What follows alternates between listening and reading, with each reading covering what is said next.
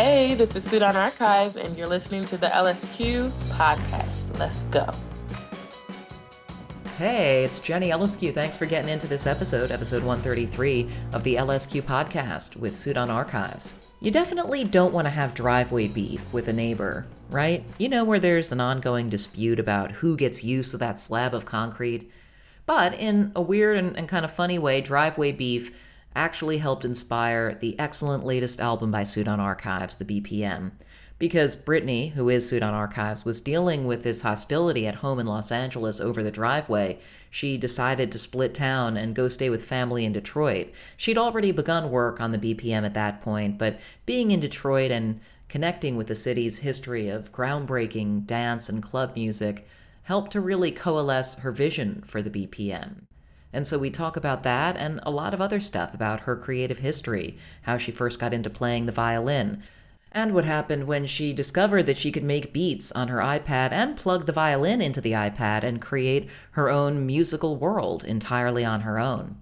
Also, Sudan Archives is currently on tour in the US with dates until February 20th, so if you're hearing this in time and there's still a show left near you, get out there.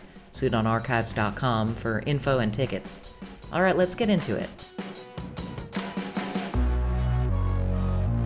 Well, thank you so much, Brittney Parks, Sudan Archives, for joining me for the LSQ podcast. I've been a fan of yours for a while. I'm on the satellite radio, Sirius XMU, so I've been loving playing your music for years now. Can I ask about this space? This is where you live? Yeah, this is like a lot artist community. So I live in these like big tins. Oh, wow.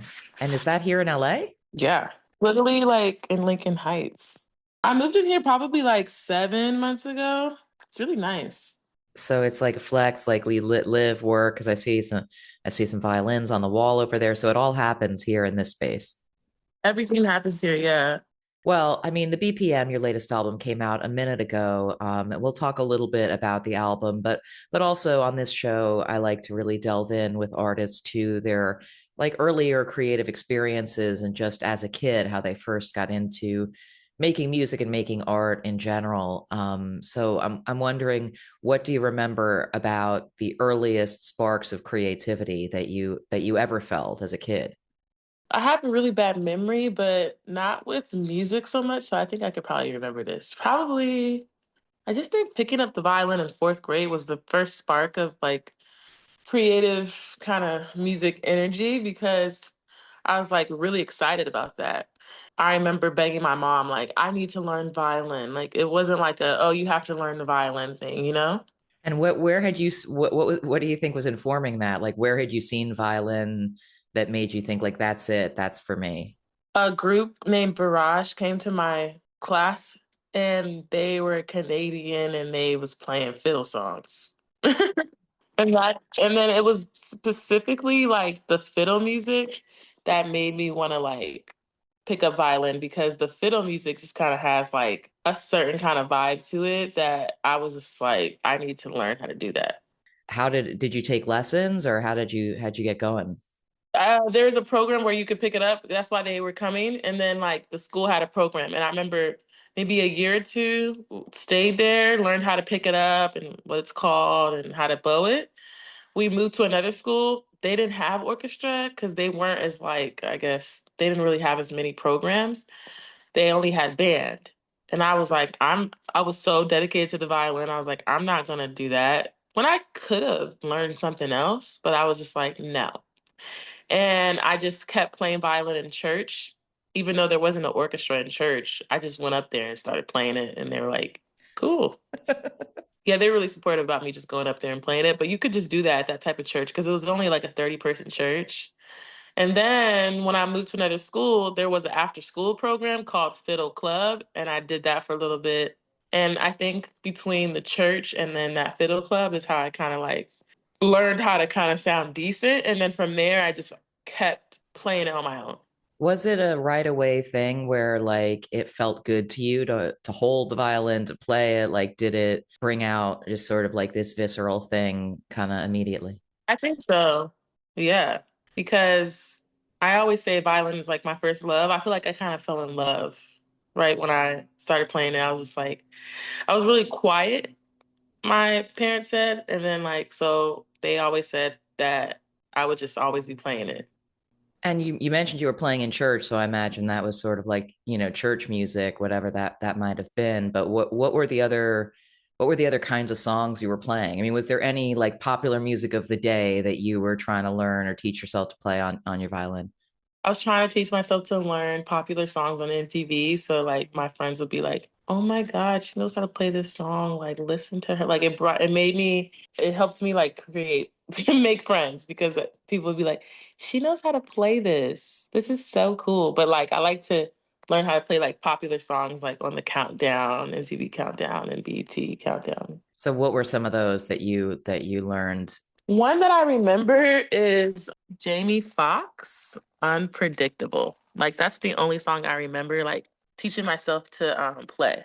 And when did the idea of writing your own songs start to enter the equation? Probably when I got an iPad and a loop station because when I got an iPad, there was these apps and you could like make beats on the iPad. So it was just like a really easy way to like make these beats, like it was just like all at the just you could touch it all with your hands. I was just like really inspired by that. And I started plugging in the violin into the iPad because there's these apps that you can basically buy that let you like it's an interface for the iPad. And then once you like plug in the interface into the iPad, then you can plug in the violin into the iPad. And that was like the beginning of everything for me because I was learning how to layer the violin and create like these worlds and a sound because it felt like a quartet, you know? So it made the songs fuller. And then I felt like I didn't really need much else but just violins and drums and bass, you know? And how old were you at that point? I want to say a freshman in high school because I remember working at McDonald's and like making this stuff on my break. Yeah. And what did that shit sound like? It sounded like if you look it up online, it's still online. Like it sounded like really like bad, but I still feel like there were really good ideas. Like the quality sounded really bad, but I really liked the vibe. It was like I even got some like tape label to release it. It was called Golden City, and my artist name was Sudan Moon at the time. And tell me more about how you got the tape label to release it. Were you just sending your music out? Yeah, I was just like, this is good. I just remember saying like, yeah, check this out. Like, I wonder if I still have the message because like that's kind of funny. I think they were called Paxico Records. Yeah, they're based in New York, and I think I just reached out to them, like myself. Amazing. You must have been pumped when they were like, "Yeah, we'll do it." Yeah, So it was like you were fully consumed with it. That was like your sounds like it was kind of your whole jam yeah, was just making songs and just being really dedicated to it. yeah. Was there anyone around who was an influence in that way who had made it in music in any way or had done, put out, who had released their own music that you were like, okay, they did it, I can do it? I remember actually like seeing at a young age Ibeyi. Do you know who they are? Yeah. I remember seeing a video River and I was like, oh my God, that's so cool. I want to like be cool. And I remember seeing Santigold and like when she did that video on the lake. I can't remember that song, but it was and she went into this forest or this jungle or something. I remember seeing her and I was like, oh my God, I want to be like alternative like that. And I remember seeing Lykke Lee and being like, I like her. I just thought that she was cool. And then Corinne Bailey Ray, I liked Corinne Bailey Ray a lot. But I just mean like people you knew directly, like whether in your family or older siblings of friends or Oh that kind of thing. no. No, nobody had put out music. No, I was like talking to like I was like in a relationship with this guy and they were in this group called GKFAM and they were like making beats and they were rapping and they were making their own music videos. So that was really inspiring me because dude, I was kind of like in the group in a way because I was always around. And I felt like we were just kind of like a music group in Ohio just doing our own thing. And then when did you leave Ohio and come out to the West Coast? When I was 19, I graduated from high school and then I worked at McDonald's for a bit, saved up some money, then moved to LA. I just wanted to be in hot weather and I just felt like the weather dictates my mood. So why not go to California and like get some good weather and then like maybe go to college out there. I was thinking of getting my ethnomusicology degree, but I started community college at Pasadena City College when I claimed my residency. And then once I went to school for a bit, I was like, this is so fucking stupid. Like I just didn't like it. I was not feeling it at all. But I was like, it's cool because I just need to get my associates so I can like go to a place that has a good ethnomusicology degree. Like this is just what it is. It's boring. But then shortly after, maybe a couple years or 2 years went by, and then I got signed, and then I couldn't really manage both.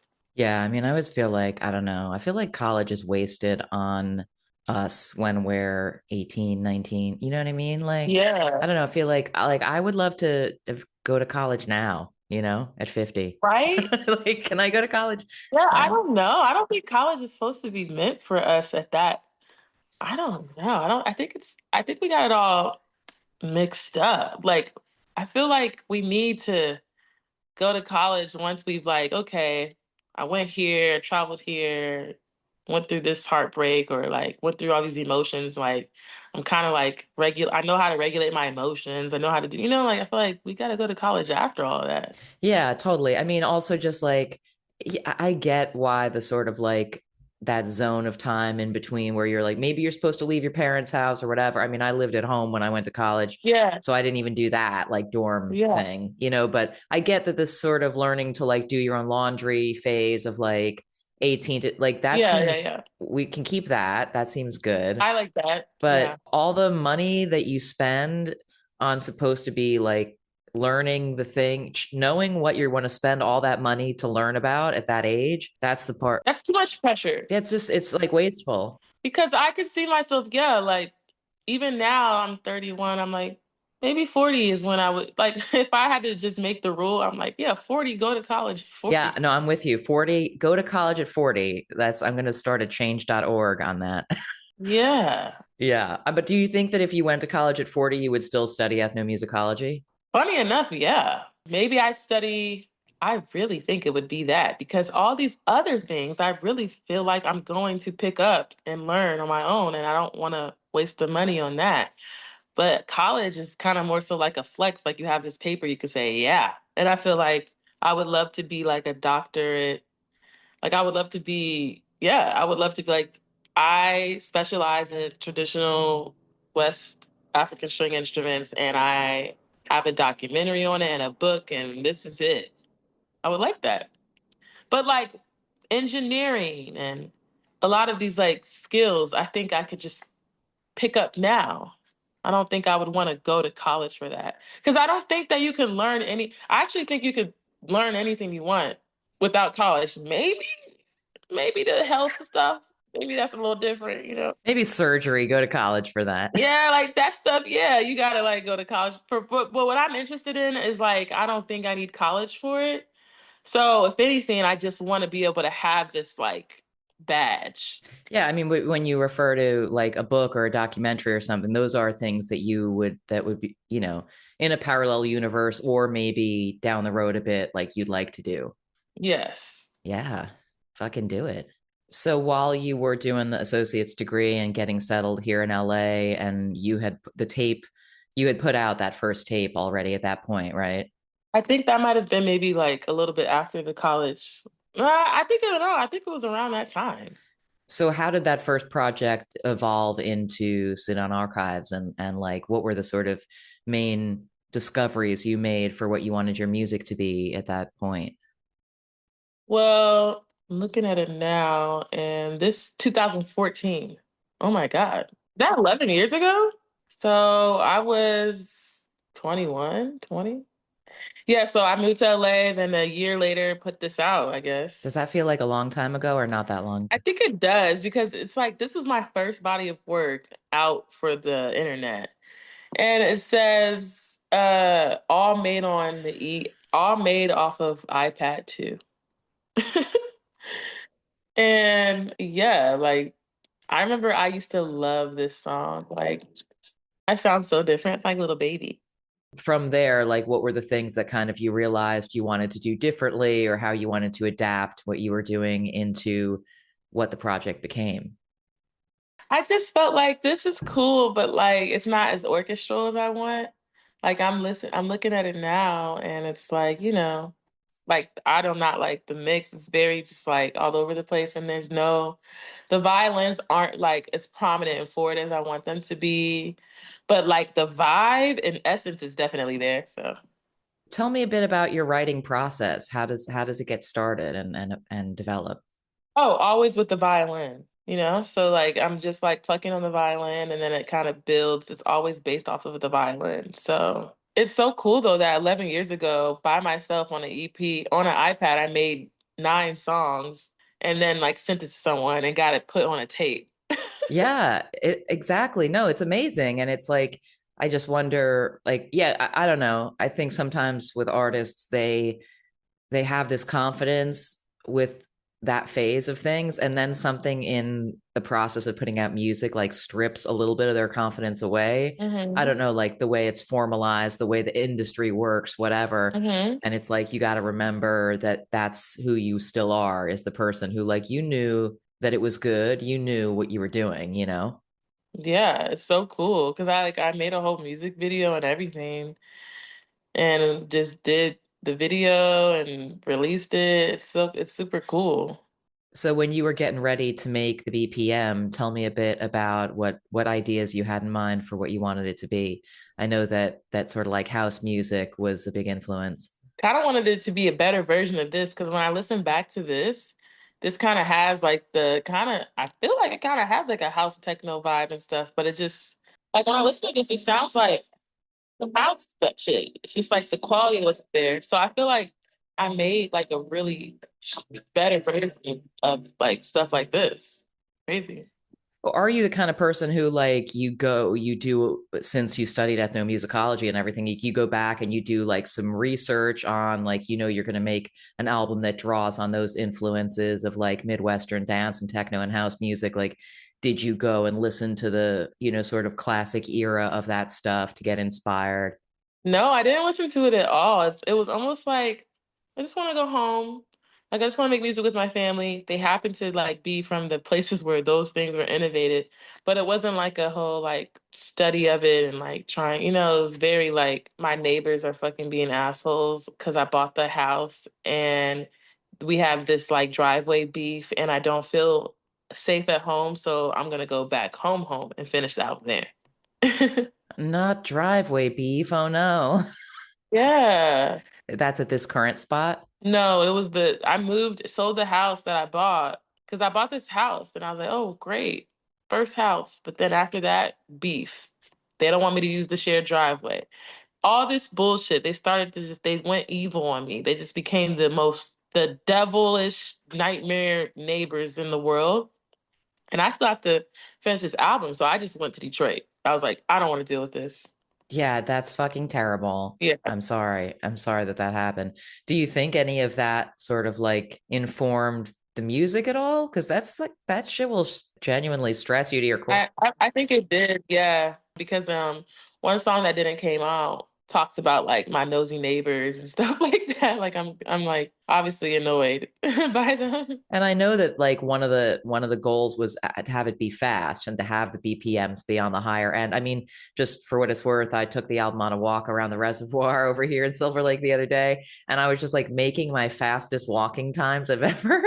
I was like looking at my app, and then I was just like, okay, let me see if I can. And then I'd be like, I get it, I can beat that. And then I'd look again and be like, how I that's the fastest I've ever walked. Yeah, I wanted it to feel like you gotta move. Like I was envisioning people like on a treadmill, like making like the BPM and stuff.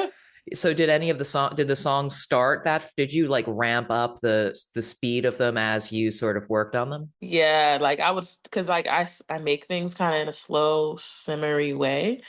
And then like once I got a vibe, then it went from like 100 BPM to 140, because I'd be like, okay, let me test myself. Let's just make it go all the way to 140 now and then see what happens vocally. What were the first like couple of songs that came together to a point where you were like, okay, I got it, this is this album?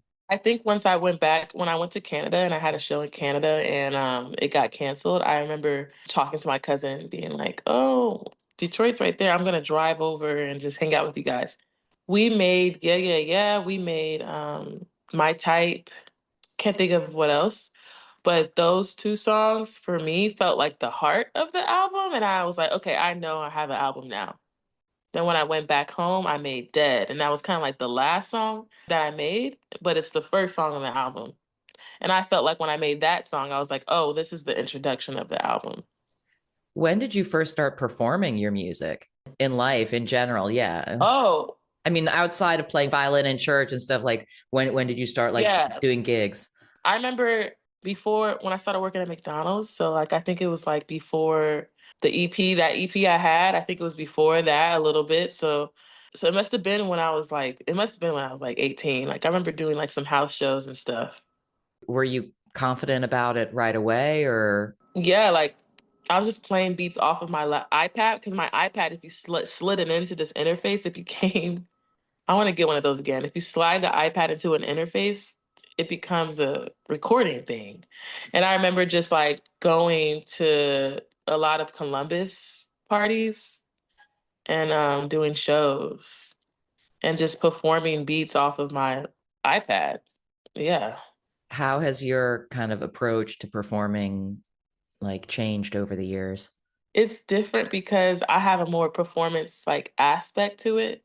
Before it was kind of like me just kind of like hovered over a table playing my stuff, and now it's like no tables. I'm wireless. So technology plays a huge role because I have headset mic, wireless in-ears, like strap-on violin, wireless violin. So you don't have to like stop moving because of the cord. Like there's no cords. You can go all over the place. Yeah. Would you say that there's a particular feeling you get when a song is good or when you're onto something good, like a physical feeling? Yeah, I think so. And a smell. Like if I start to sweat, I'm like, okay. Because you get like excited and then your body starts to like get all shiny and you're like sweating. That's when I know the song's good because it's like, okay, I like put some energy into this. Is there anything else that you do in life that like connects with that same feeling or that reminds you? Yeah, it's like I love decorating the place. Like I love I'm really into like interior design. Yeah, I think it's just interior design is really important to me because you gotta to feel good and make music, you gotta feel like you're in a vibe. And it doesn't matter like the quality of the place or anything. It's just gotta be like, set up a certain way, almost like a ritual, like you're setting up a table to eat. So you as you said at the beginning, you're in this relatively new space the past 6, 7 months or whatever. Are you done with designing that space that you live in, or do you have ideas for other projects there? Yeah, I always have projects. Like, I really want to get a new couch. And yeah, like, I really like the mounted, like, violins on the wall. And I really am in love with the spiral staircase. And, like, I've been, like, weaving plants. I've been trying to grow the plants to follow on the staircase stuff. Yeah, yeah. I mean, who knows? You come back from tour and a whole thing could have grown around that spiral. Yeah. So you've got this big US tour starting in a couple of days, which will be on the road by the time folks are hearing this. And what else are you excited about for 2026? I'm excited about journaling my thoughts because I never journal. I usually just make songs, but I really want to like get into that and scrapbooking and stuff and like creating memories and like putting them in the book like that. I'm really excited about that. Yeah, have you ever done anything like that before? No, because I just feel like I never have time. And I just want to make time for that? Tour is a good time to get that popping. Yeah, I think tour will be good for it because like sometimes you find yourself alone a lot. Yeah, what are some of your tour rituals in terms of like how to keep your days feeling normal while you're on the road? I really love this spray. It's so nice. Like whenever I spray it and put it in an oil diffuser or just spray it, people are like, "What is that?" Like it feels like a spa. It's called Dr. Schultz Air Detox. It's just like lemongrass orange. Like it's a bunch of essential oils, but it's really strong. I don't know what they do to make it so strong because it doesn't wear off. Like once you spray it, it doesn't wear off, and that just sets the whole vibe. I really feel like if I had to pick one thing that I don't want to leave, it would be that. Not the I'm sweating because I'm writing a song smell. It's a slightly different smell. Yeah. And I get really nervous before the set. Not nervous, but anxious. And I have to fart. So I just spray it and then nobody sees. You know, better backstage than on stage, right? On stage is actually free game too because nobody's gonna smell it up there. Nobody's gonna hear it, nobody's gonna smell it. Exactly. You're up there on your own, you got the whole space to fart. You know, next time we talk, I'm gonna ask for what were the best venues to fart in. So just think about that while you're on tour. Well, thank you so much for getting together to do this. It was awesome to talk to you. Yeah, no problem. Later. Later. Thanks again to Brittney of Sudan Archives for that conversation, and SudanArchives.com to see the tour dates that are remaining on this current US run, and I'm sure there will be more announced for later this year. And thank you again for listening to the LSQ podcast. You can find all of the previous episodes at JennyLSQ.com and on podcast platforms. You can reach me at JennyLSQ on Instagram, Blue Sky, and TikTok. And also by email, I'm lsqpod@gmail.com.